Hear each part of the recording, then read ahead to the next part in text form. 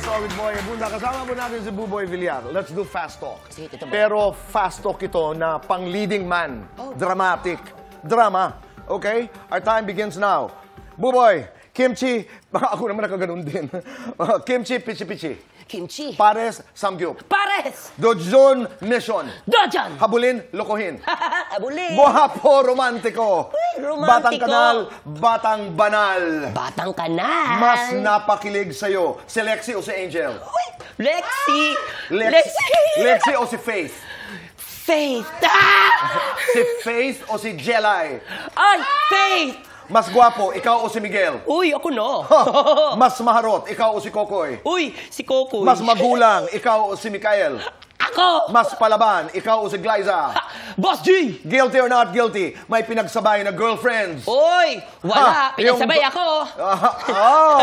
Guilty or not guilty, naligo sa kanal? Uy, nahulog lang po. Guilty or not guilty, in-Indian sa date? Uy, opo, nangyari na. Guilty or not guilty, napikon sa kapwa runner? Oy, a little bit. Guilty or not guilty, tinakbuhan ng nangutang? Ay, hindi po. Lights on or lights off? Oy, on and off. Happiness or chocolates? Oy, happiness. Best time for happiness? Anytime. Complete this. Panalo ako kasi... Masaya ang buhay ko. Kumusta ang buhay ama? Uy, Tito You're Boy. a young father.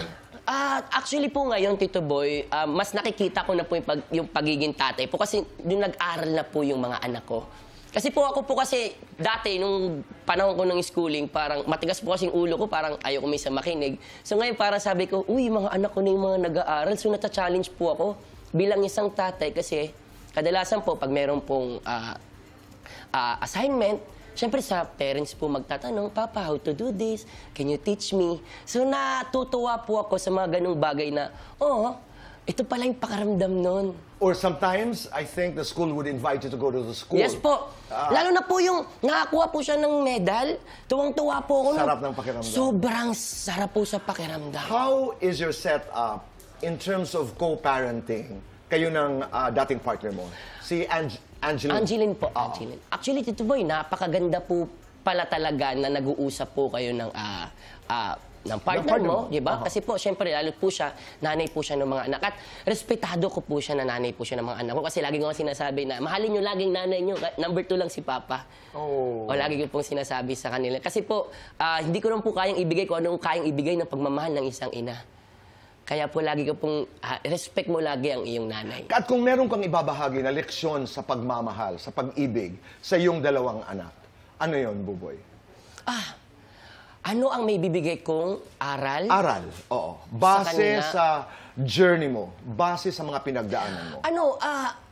Kahit anong mangyari, maging respectful ka at always be happy.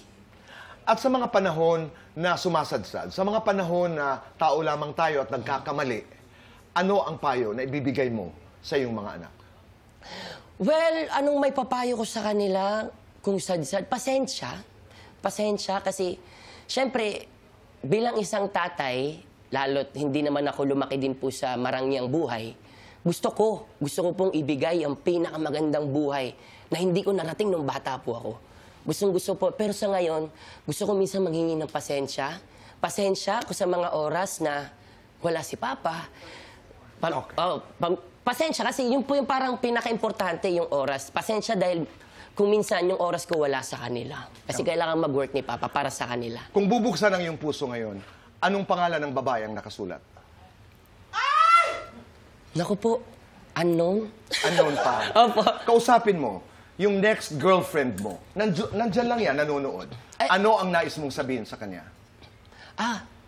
Para sa next girlfriend ko, ang masasabi ko lang, wag mo na akong tignan.